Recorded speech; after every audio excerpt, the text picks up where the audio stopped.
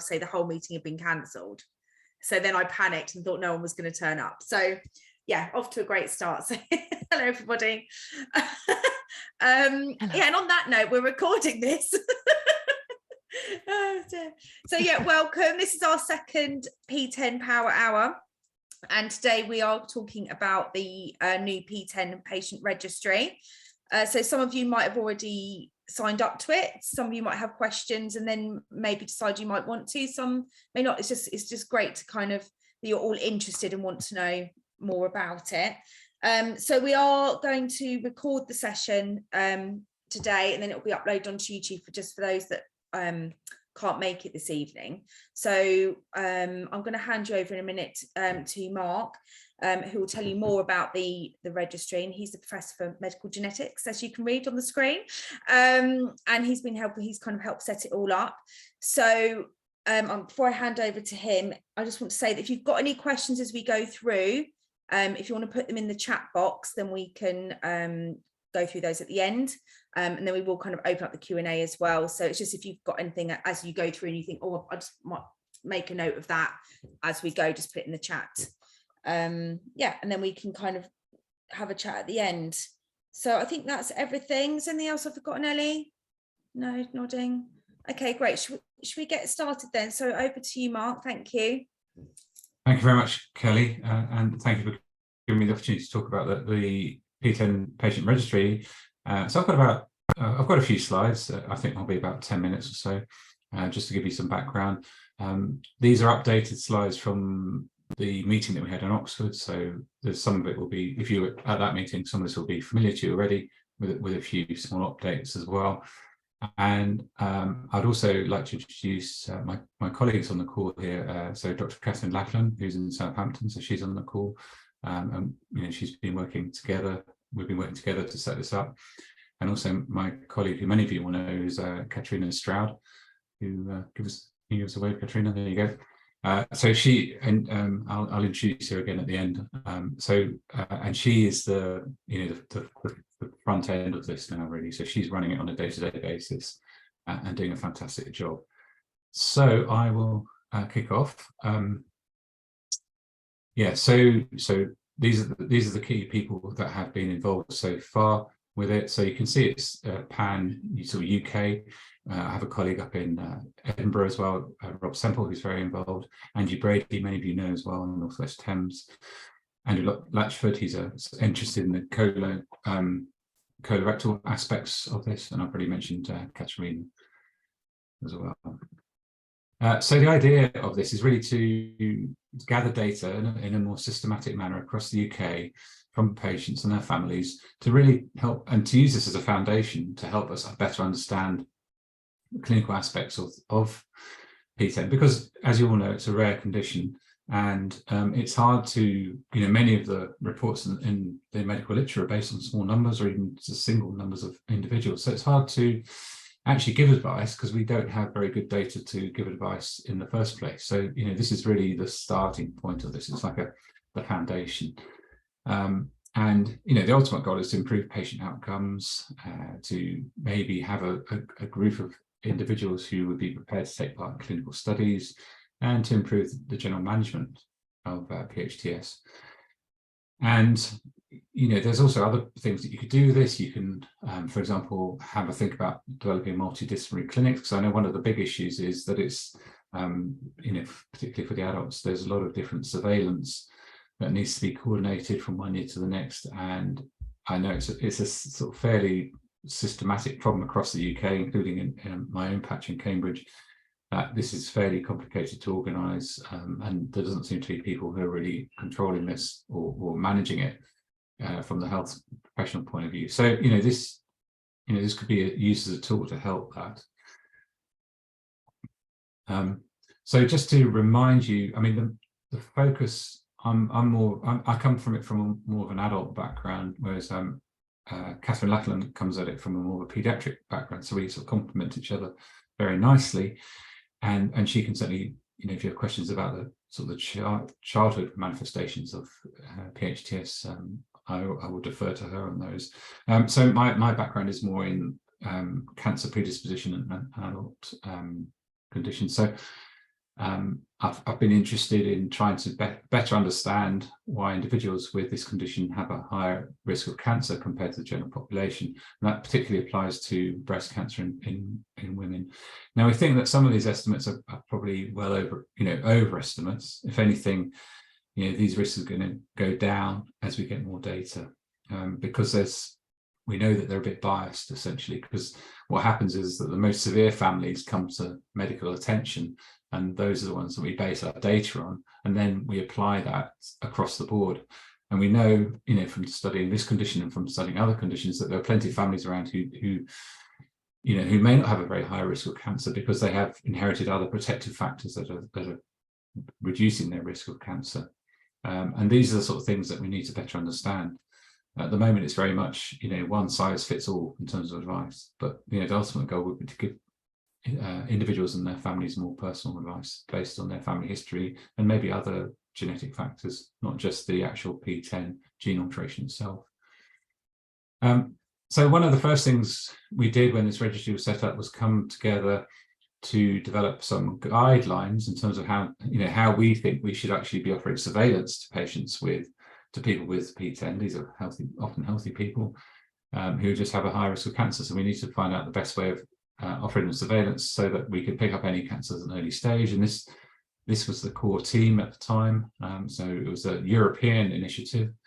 And that went very well. It took us a while to do because we then got lots of other experts involved as well. And when there's not much data to go on, often the experts can disagree with each other quite. It's quite easy to have a disagreement when when the facts aren't very clear. So we had plenty of good discussions about what we think are the best ways to manage individuals with this condition based on our current knowledge. And we came up with this as some guidelines. So we particularly focused on the breast side of things in terms of MRI surveillance is an important component of screening for breast cancer. We also felt that it was reasonable to offer preventative surgery. So, if a woman had a gene alteration in PTEN, and for example, there was a strong family history of breast cancer in the family, then she would be at high risk and she may want to consider preventative removal of the breast tissue rather than waiting to develop a cancer. So, but these are personal decisions, and we just said here that it can be offered if and then it can be taken up if that person wants to. But they don't have to. There's no obligation. For thyroid, we had a lot of discussion about the actual age at which to start, and that's still a bit controversial, I think. And it may go younger with the next set of guidelines because as more evidence comes out. For some of these other things like renal, colorectal, melanoma, endometrial, the risks seem to be fairly low, and also the evidence that actually the surveillance works it may not be that strong. So we were much less, those were not as strong recommendations as for breast and thyroid, essentially. And we put all this into a little pocket guide, and we published the guidelines back in 2020 so that everyone in Europe could benefit from them. And we also wrote a pocket guideline that's patient friendly. And this is all done as part of a EU-funded study, essentially. So that was a good starting point. And moving on from there, now what we are doing is working together with Karis Eng in the US and trying to develop some international guidelines. So this was very much Europe focused. And the next step is really to try and make it global. These things are never easy because different countries have different healthcare systems and have different ways of managing patients. And from my experience, I tend to find that if the doctors in the US tend to overtreat and offer too much, and maybe in the UK we offer a little bit, not quite enough, and the sweet spot is probably somewhere in between that. And that's the sort of thing we try and thrash out. And we're having regular meetings to go through this. It's quite a slow process because we look at all the new data that's come out, and we look at previous data as well, previous old studies, and we try and dissect them out and see if we can really catch the best evidence that we can to make the recommendations. So in terms of the registry itself, so this is how far we've got. so far. You can see there's a little timeline at the bottom there. So we set this up in April 2019. The red bits are really when we were a bit stuck. I think that was mainly when I didn't have a coordinator actually. So so things ground to a halt, and there's also the COVID thing as well. So it's been a bit. There've been a few pauses as well, a couple of pauses. And we developed study fields. We teamed up with an existing NHS compliant patient database called Rare Renal. So this is based on renal disease. And some people often ask me why, you don't really get renal disease in PTEN, why are you doing this? And I'd say to them, they're right. Yep, you don't really get renal disease, but this is the best system out there actually at the moment. It's got some great infrastructure. And we thought, well, why do we want to start all over again, start from scratch, when we could tap into this, which is already an NHS approved database. So that's why we're using it. It's not, we managed to persuade them to, because we know there is a link with a small increased risk of renal cancer in PTEN. So that's how we managed to, get onto this database, which is excellent actually. And it provides, it's a nationally available database as well. So I'm very happy that we're working with them. Some of the progress again has been a bit slow, partly because of COVID, and just because this is a bit of a change from them, from what they've worked with before. But we make slow but steady progress with it, and that's good. So we've got the data fields on there. And we're working with them. We can now enter data in there. Recruitment continues to be open. So far, we've got 72 participants recruited throughout the UK, which is great. I think that's a good number. And we're aiming to get over 100. And of those, so far we've got genetic reports. So the actual gene alteration we know in 35 of them. So that's quite a lot less than the actual number of patients who are consented. And that's just one example of some of the issues that we face. So, for example, if you sign up to this, then we need to obtain your medical data, and that then requires us to write to where you were diagnosed, for example. And sometimes we find the right person, or they ignore, or initially they might ignore that, and we have to remind them. And all these things take time. It's sort of the slow cogs of the NHS. And we've all heard about the stories of everything being under pressure, which it surely is. So when in those times, then it's always hard to get favors from people you don't know in different parts of the country, essentially, because they're really stretched to the maximum. But we persevere. We've got Katerina, who's very persistent and does a great job with this. And again, it's just methodical, important work that we just keep persevering with. So what does it actually involve? For those of you who haven't signed up, well, you have to sign 2 consent forms. They're pretty straightforward. And then we ask you a few selected questions, which will be looking at your medical history, and we'll either do that through your local hospital or by one of us, and we then enter that data into the RADAR database, which is all confidential, compliant with all the NHS security measures that we have to do. And it's mainly basic person information, the diagnosis, the gene alteration, manifestations, and clinical management, including if you've had any preventative surgery. For example, it doesn't involve you having extra hospital visits or bloods or investigations or drugs or anything like that. So it's pretty, it's just a bit of form filling at the end of the day for you in the first instance. And, so what are we doing with the data? Well, at the moment, it's still a bit small, our data set, and we're hoping it will continue to grow.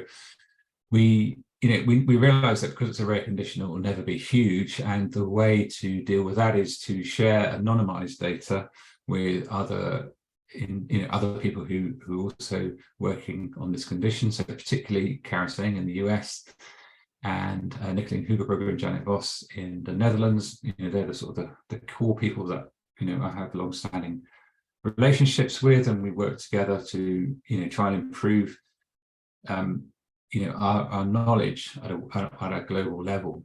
And when I say we share anonymized data, what we do is we basically strip out anything that might be identifiable. Sometimes we will change the date of birth. So so we make everyone, if your birthday is the 23rd of March, everyone gets 1st of July, for example. So it's in the middle of the year. There's no personal information that that is shared at all, and where possible we merge the data together. So we would give someone data on 10 combined patients, and do it that way. So we take we're very careful that we don't share any personal information. This is all, and there's no need to. It doesn't stop us from doing anything.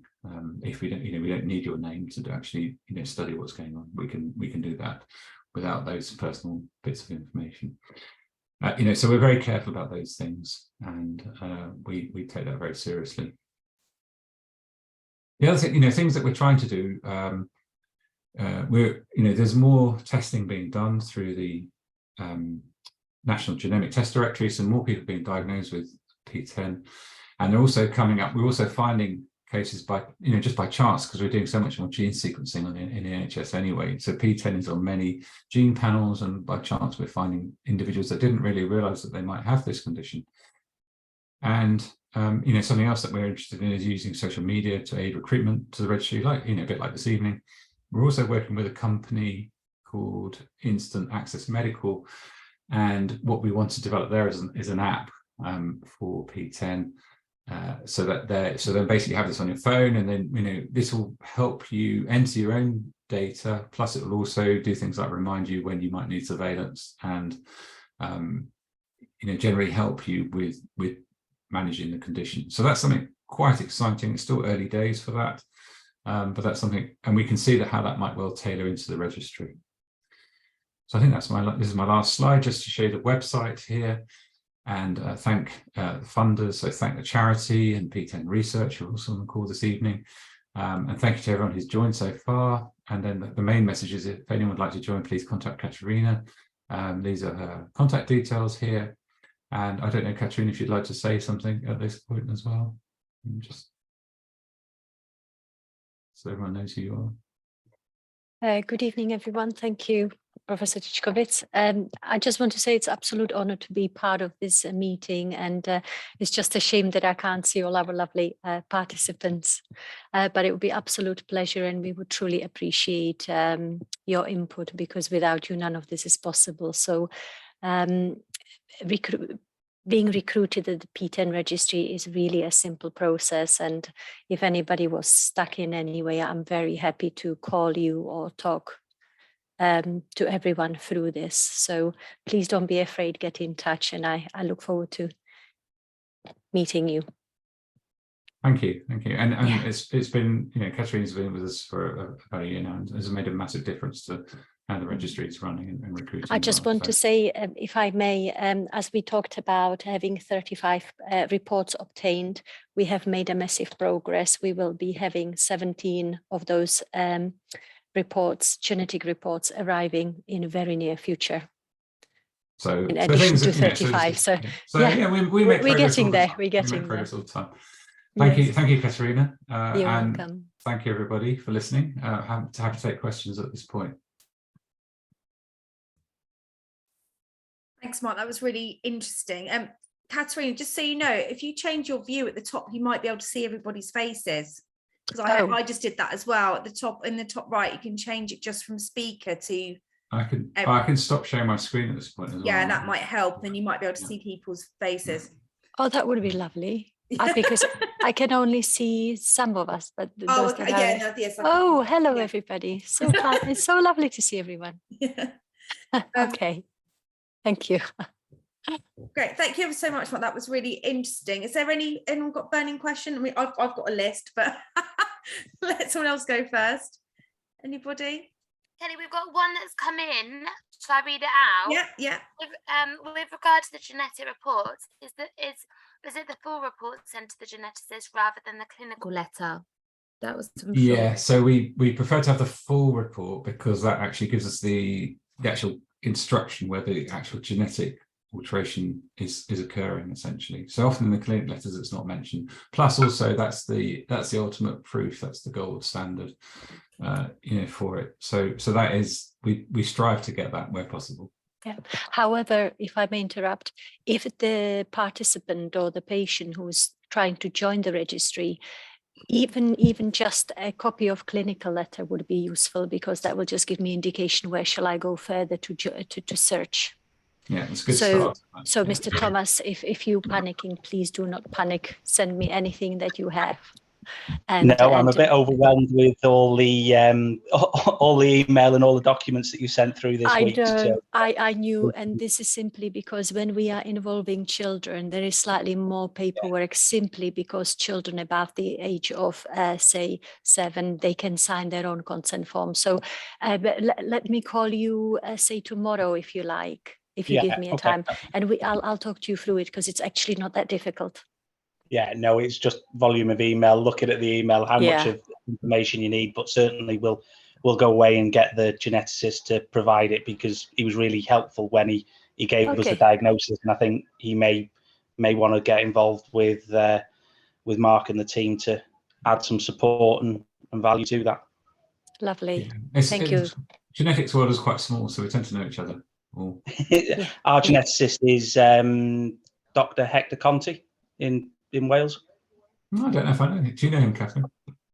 No, that's one I don't know. Okay. Maybe the younger ones I'm not so familiar with. It's the older ones. I'm the same, Mark. Yeah. Yeah. Yeah, I think it doesn't help that we haven't had our usual conferences and things quite so much through COVID. We've not met everyone quite as much as usual. Hector has only just started operating in this country. He's a Brazilian and a very nice man. Yeah, very good. Well, I look forward no, he explained everything. We had to ask a couple of times, no, come on, you're still too high a level for me. You need to come down another 5 or 6 Janet and Johnny type of approach. But no, he explained everything. It was really good.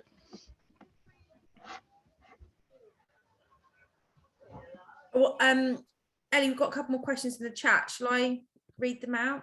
Yeah, I'm eating at the same time, please. Okay, you eat your dinner. I'll read out. So we have care for our son 14 in a couple of places. Norwich for thyroid, ultrasound once per year.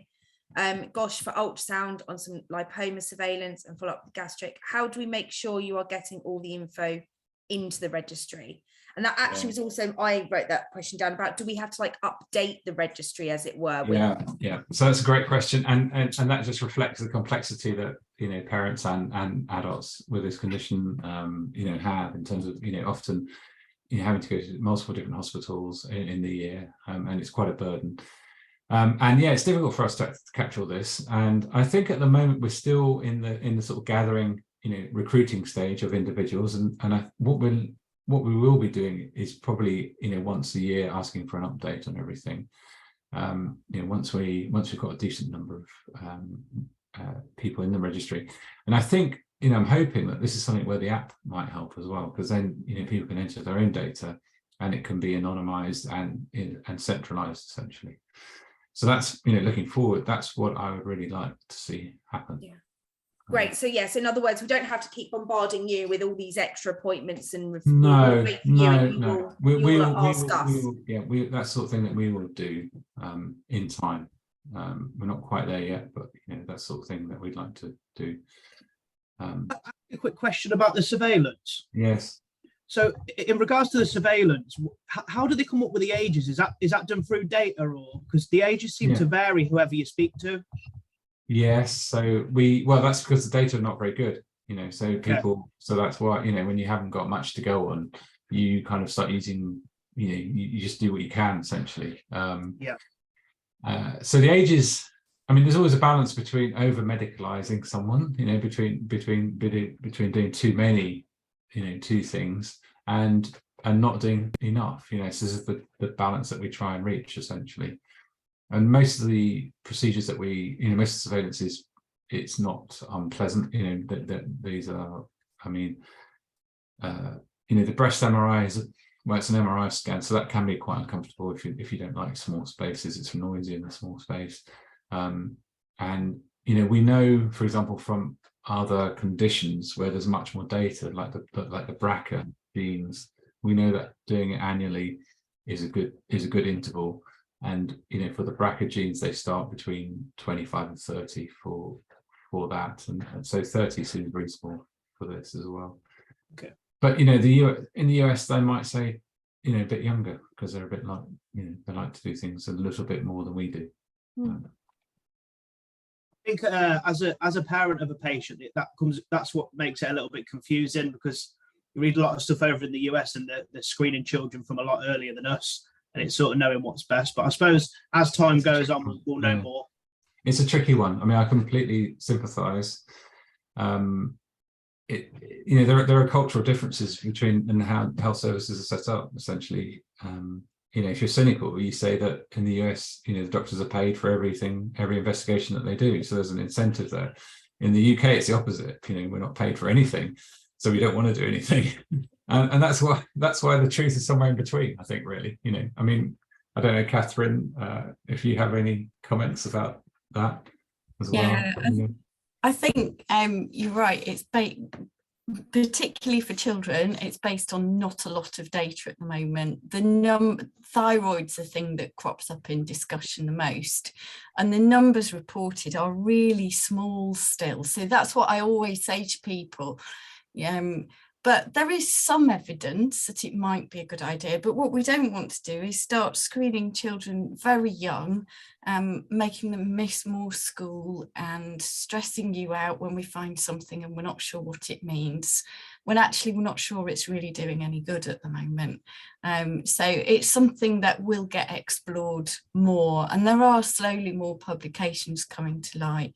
And it's a sort of thing that might get tailored as well. You know, if there's a very strong family history in a PTEN family of thyroid being a particular problem, then the geneticist will take that into account a little bit as well when they're giving advice. So but I know it can be really confusing, and I know particularly if you go on big social media groups, you know, you can get people who are really adamant that this really must happen and you must have it. And actually, if there was really good evidence, you absolutely would have it. And at the moment, there isn't. And the children I've seen who've had thyroid issues picked up, it's actually been because it's been really obvious that they've had a big lump on their neck. And it's got investigated and they've been treated and they've got better. And so the experience is that, you know, they do well anyway with these things. So can I just say on this one? one? Go on. I asked the paediatrician for my son to be screened for thyroid, and they actually found a lump on the second scan. And he's 15 now. Okay. And is being monitored. But I asked specifically. And I've got some patients like that as well. And I think what we need to do across the UK, and this is just what the registry is for, is so that we can gather all that information together, and then we'll have better data for us to make sure we are getting it right. There wasn't any indication. I just asked for it to be done, and in my case there was something there. It popped up, luckily. And they're just following him up for now. So yes, so that's good. Keeping an eye on him. Thank you. Can I ask a question? I wondered, a lot of the time when I go for my consultations, they'll use PubMed and stuff to see like whether is this gonna get to a stage where it would replace PubMed, which I believe is like the Google for doctors, right? That's where they go to find out. Could we, if we're in a consultation and they don't know about, can we direct them to this source? So I think if your doctor's using PubMed, that's a really good sign. So I'd be very comfortable if they're doing that. And you're right, that is sort of the Google for Doctors. That's where all the medical research that's any good is published, basically. So you can access it all there, and you can type in a search term and it'll come up with papers that have been published, essentially. And there is a bit of a filter system. So, you know, some of the really bad things wouldn't get on there, essentially. So it's a good place for, but it's all technical. You know, all the papers are written in a technical manner, essentially. So it's like a, I mean, it's where we go to get the latest information. We get alerts about new studies that have just been reported. You know, we get alerts through that. So I spend a lot of my time on PubMed as well. So in future, will they be able to search the registry as well? No, not. I think what would happen is that we would publish, like the guidelines that we publish, they're on PubMed. So a doctor would see those, and then they could download them. If they found, if they typed in, PTEN guidelines, ours should come up, and they can then download it and have it there. If that's, one way of, and any research that comes out of the registry, we would publish there. So we wouldn't. So again, we would just publish anything that's in the public domain, PubMed. In the meeting. So it would only be very anonymized data. So if you looked at that and we published something about the registry, there's no way any of you could spot yourselves. So so that's how we use PubMed essentially. Okay, thank you. I've got a question. Yeah. Looking at all the slides and looking at like the writing committee and who was involved, and then kind of, I just wondered, is this registry, are you looking to kind of recruit people from Europe as well, or is this just UK? So this, we're focused on the UK, so we want to do the best we can here first, and that's and that's really important. But at the same time, we collaborate with, I have very good links with people in Europe, particularly the Dutch, because they lead what's called a European reference network that we used to be part of, and so they're very good at coordinating things across Europe. But again, each country is different; they've got different needs. There are many countries in Europe that don't have very good healthcare systems, or they're very, they're not very public healthcare systems. So it's very variable, even within Europe. But we do strive to work together. We have good relationships, and we have already published, we've published papers together with them. So everyone on the registry is from the UK at the moment? Sorry? Everyone that's on the registry is, like, all the patients are UK patients?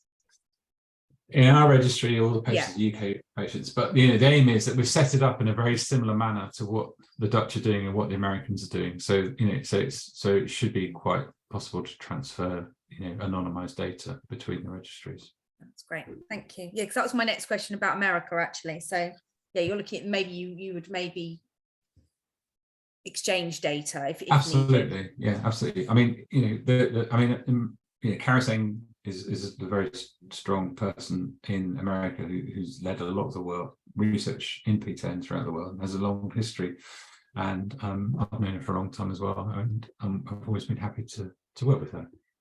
So we have regular calls. Some of this is coordinated by the PTEN Research Foundation as well, so they're quite heavily involved with this in terms of thinking, at a global level, how can we improve this, the management of this condition in the quickest and the most efficient way.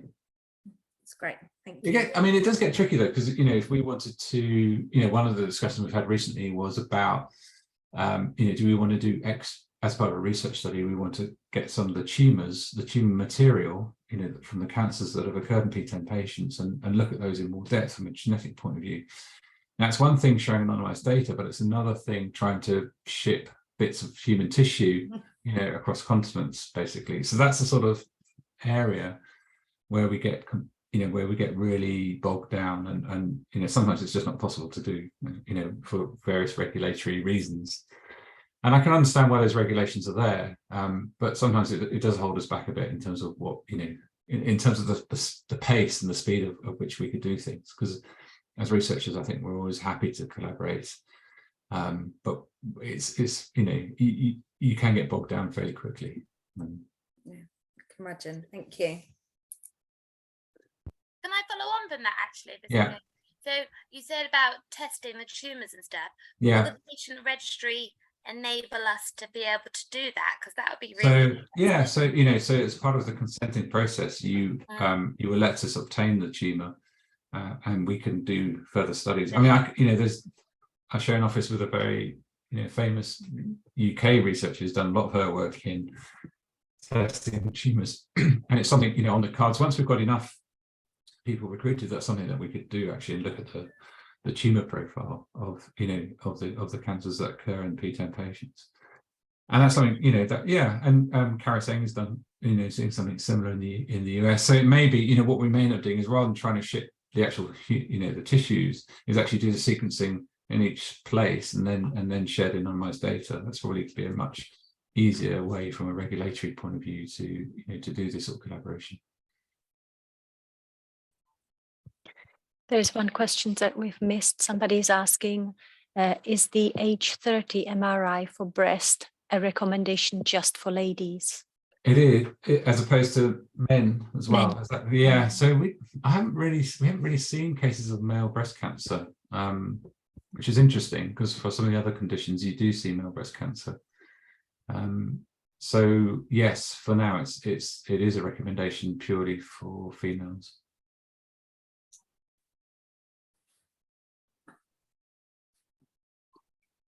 Can I ask a question slightly off the topic?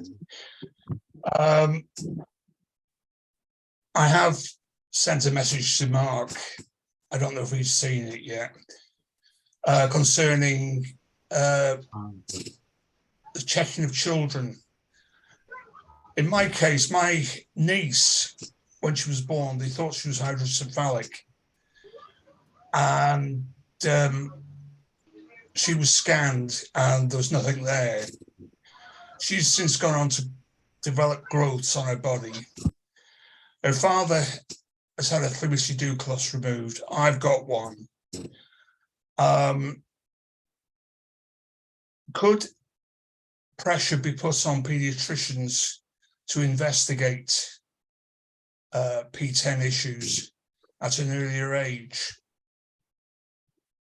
It's a good question. Maybe, I mean, Catherine, do you want to start on that one?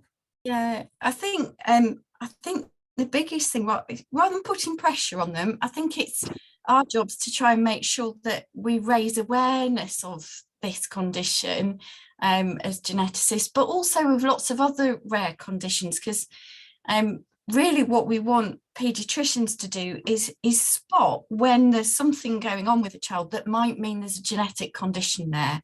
And then I do it very much as our job to try and make that diagnosis, because I don't think we can expect every paediatrician to know every genetic condition, because they've got too many other things they need to know about, and that's really what we do. So I think, yeah, but definitely raising awareness and making sure that they know that, if there's certain things on an MRI scan, it's worthwhile having a geneticist at their meeting to think about when it might be a good idea to have a patient referred to our services. Yeah. But see, the thing was, last week I was getting my hair cut and I was talking to the woman who was doing my hair, and she said, she was and what are you doing today? I said, well, tomorrow I've got to take my mother to hospital, and then I've got to go in to a local hospital to have a small procedure done because I suffer from something called Cowden syndrome. And I explained to her, she said, do you know something? My dad has problems with his throat, or something needs reaming out from his throat on a regular basis. And my son had something removed when he was a child, and he's got a big head. So I gave her the details. I don't know what's going to happen, but I would say that people are being missed. Yeah, and I think, Jim, what's happening over time is that, we know we will be missing people, but the access to genetic testing in the UK has come on in leaps and bounds in the last couple of years. That's right, And I know in our part of the country, and I know where Mark works and in all the other regions, there's a lot of work going on with paediatricians about where to get a genetic test, what the new tests are. So I think this really will be getting better with time. When we see a patient, we need to think really broadly about what that diagnosis could be, unless, as in your case, there's a very clear family history, and then that's a really big clue about what to think about first. Yeah, well, you see, the thing was, she was born 30 years ago.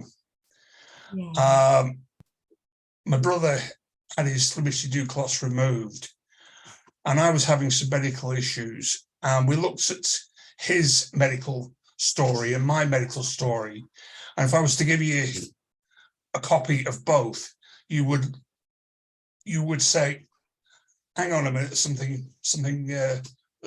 are they twins or something? No, there's 3 years difference between the two of us.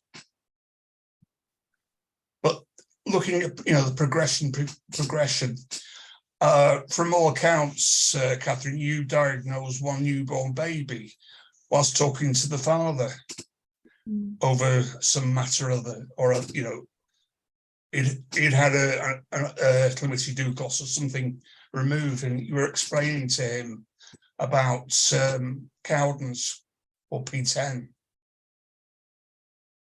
Yeah, and I mean that's because it's something I know a lot about. Yeah. So I will pick up on clues probably a bit differently to other people, but I think our role is just to these very broad genetic tests that are available now. I mean, we should get better at picking things up for people, and then our job then is to make sure that we know, and that's what the registry is for, is to make sure we know what happens to people so that we can try and plan and coordinate care better in the future. That's what we'd all like to happen. If I just add, I mean, it's quite a changing field, and one of the things that's currently being discussed is doing whole genome sequencing at birth in newborns for screening, and that's the idea. So that's basically screening babies for doing the whole all the genes, and then maybe looking at specific ones that we know affect or cause problem in childhood. And we've had a lot of discussions about this. It's quite controversial because there are lots of things you might pick up doing this that may not cause a problem for many years, and then may medicalize someone at a very early age. So if you picked up for example, if you picked up a PTEN gene alteration in a young baby, well, maybe they would never actually have had any problems until adulthood, but yet you're already making that diagnosis at a very young age, and that's the challenge. We can't predict. Some babies are born with quite severe problems already, or have learning problems or something, and others they never come to light. They have a slightly larger head than everyone else, but that doesn't cause them any problems. And it's only when they get older they might develop a cancer that the diagnosis is made. That's one of the real challenges of this condition. It's so variable. Oh yeah. Yeah, and more Thank you. hopefully with the Sorry. registry. Oh, sorry, Jim. Sorry, Kelly, I'm shut up. That's right. No, it's fine. I was going to say, well, hopefully, I was just agreeing with what you said, Mark, and just hopefully something like this registry over time will give us a lot more data and a lot more information in order to understand it a lot more. So yeah. We got any other questions from anyone? Yeah, I think this might be a bit of a difficult question, but I apologise in advance for it. So we see, obviously, there's a variation in how PTEN materialises in the patients, and you get some that are only showing large head or different conditions, and then you go the full scale the other way, where you got autistic and various different other traits. Is there any opposing gene that counteracts the mutation of the PTEN gene that has an opposite effect that results in only a mild resultant or a complete nullifying of that gene? We think there are. Yeah, I mean, that's a great question, and that's a real challenge for the next few years, is to try and identify some of these modifying genetic factors. And I think we know from other conditions that you have the clear mutation, the clear gene alteration in a gene that causes a strong effect. But we know there's also hundreds of modifiers scattered throughout lots of other genes, also in some parts of the genome that we don't really understand. They're all scattered around, and they are individually influencing that one strong mutation. So we know, for example, if we take the example of breast cancer, we know that there are over 300 of these little modifiers. So if you inherit one PTEN gene mutation, and then you inherit a particular combination of these modifiers, they could either amplify the problem or they could actually reduce it. And these are things that, this is like the next level of genetics, essentially, just moving away from one gene, and looking at a much broader picture. To do that sort of work, you need, large numbers of patients to study, and you also need, strong, good technology, good computing power. A lot of this is driven by computing power these days, actually. And we have actually, the technology side of it is actually pretty good. It's more the nuts and bolts of having enough individuals to study. Actually, that's where things get hard, because you actually need a decent number of people to put in, to actually look at these sorts of data. And I know you see, what sort of percentage split are you seeing in terms of the registry pass on of the PTEN versus a first mutation in the offspring? Because my son's obviously got the PTEN mutation. Me and my wife have been scanned and said, no, you haven't got, there's a good chance you haven't got it. The other two girls are currently being tested. So what sort of split are you seeing on that? I think the numbers that we have at the moment are really too small to say exactly what that split is. And again, you run into trouble fairly quickly. You run into trouble about how people come to light as well. So if a baby's born that has a more severe problem, they're more likely to get tested for PTEN, and they're more likely that their parents are not going to be affected, because that's often how the genetic side of things work. So you asked a simple question. It's actually quite a complicated question to give you a good answer to, and that just illustrates the challenges that we face if we can't even answer a simple question like that. Yeah, no, understood. Hence the apology before I asked the question.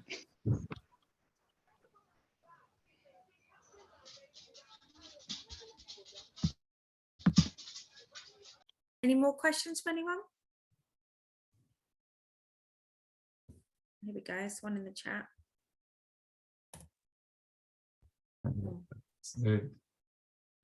About testing parents, any changes in the criteria in the last 12 years? So I think the answer to that is if there's a clear, so if your child has a clear gene alteration, a clear mutation in the PTEN gene, and then we would then specifically test both parents to see whether or not they have it. That's a very clear, straightforward test. That's a yes or no answer. And if it's been no, so if neither parent has it, if it was no, 12 years ago, it will still be no now. We don't need to retest it. That's just that's definitive, essentially.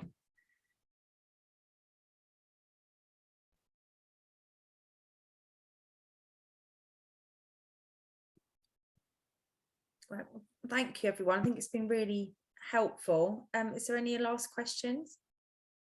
Here we go. What about? Sorry.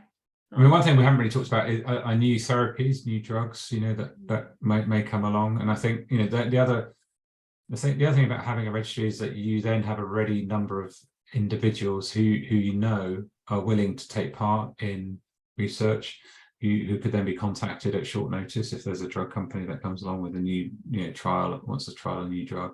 And this is happening more and more, that companies are interested in the less common conditions, specifically when there's a clear genetic cause for the condition that might be targeted with a drug. So I think that's a sort of second, another reason for having this, that it is attractive to a drug company. Is much more like to be interested if they know there's already a ready source of individuals who may want to take part in the study.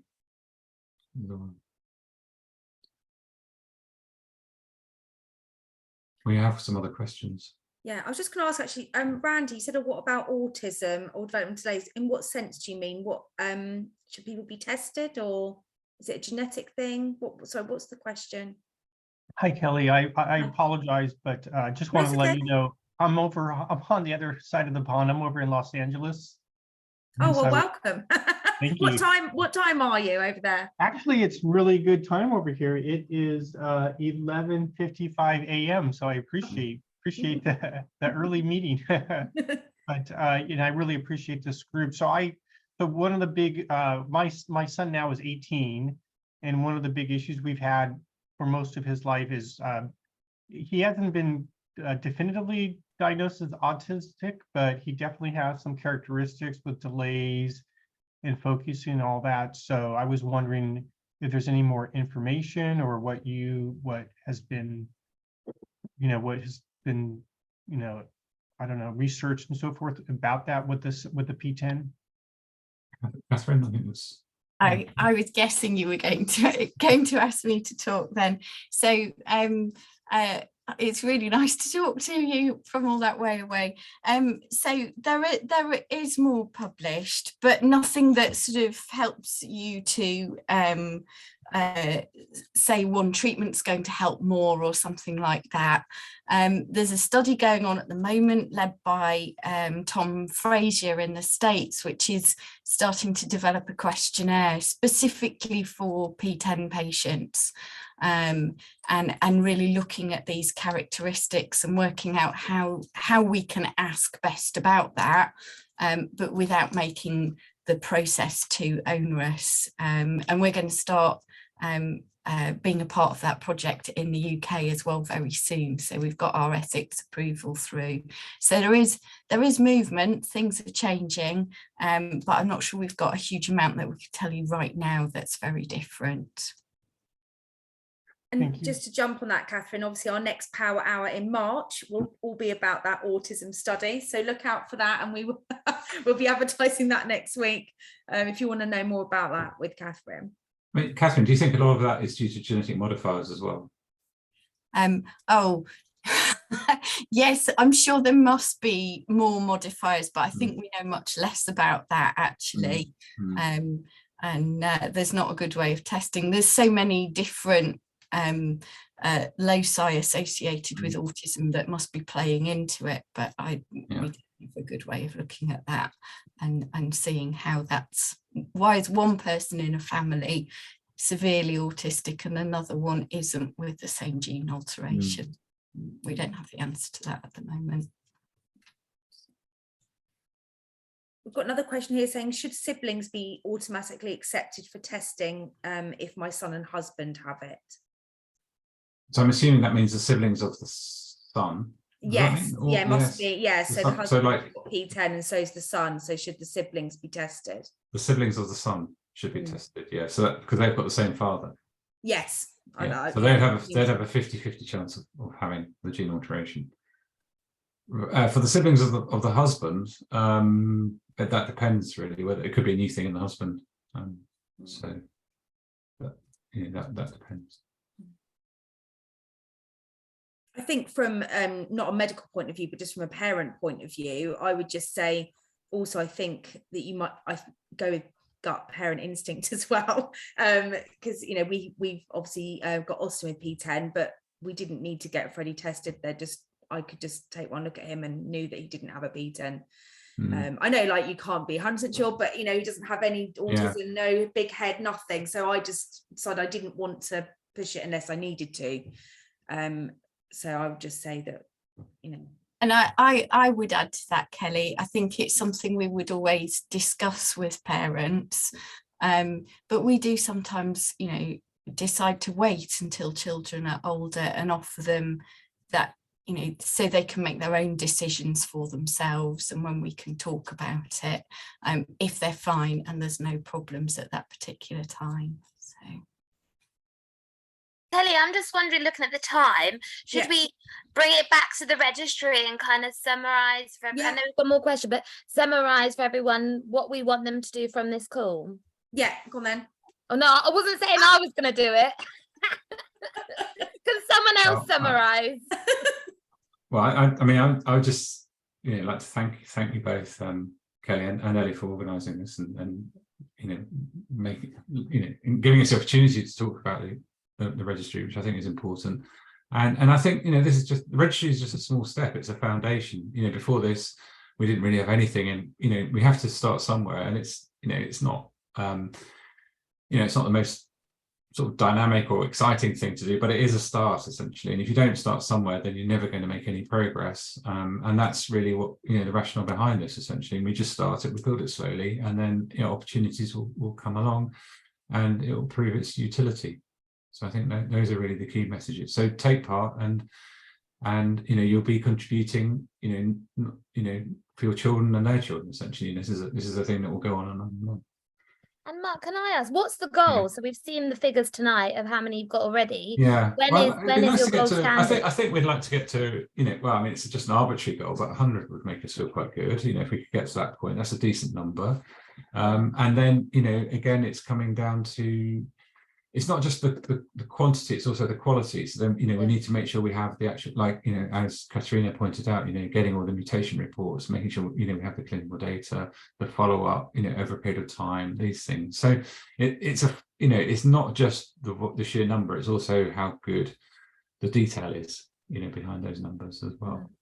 And I guess as well, because the charity is really trying to support these guys with kind of getting people signed up to the registry. So if you've done it and if you're happy to jump on like our Facebook group and advocate other people doing it, I think that'd be really nice, because at the moment it's only us pushing the messaging, but if we can see other people in the community doing it, so yeah, because you guys have taken the time tonight, you're obviously great advocates for us, so please do tell everybody else. I guess could be quite another favor to ask. Absolutely, spread the word. Yeah, that's a great point, Ellie. And I'd also just like to say it's quite exciting times, like you said. I know it's kind of just one key aspect, but I feel like, you know, like we were talking about the app earlier on, which might be a good development in the near future, and it'd just be great to kind of build the information we've got and kind of, yeah, and everything can come together. And I can just see the next 5 years it could really grow. So thank you so much for all your hard work. Yes, definitely. Thank you. Should we finish there then, Kelly? Yeah, thank you everyone for coming. If you've got any other questions, if you want to email me, then maybe we can help. And this video will go up on YouTube in the next few days, when I won't give Ellie a timeline, but a deadline, but it will get up there. So if you want to rewatch it or anything. So thank you ever so much, everyone. Thank you, Catherine. Thank you, Mark. Thank you. Bye. Yeah. Bye. Thank you. Bye. Yeah, cheers, guys.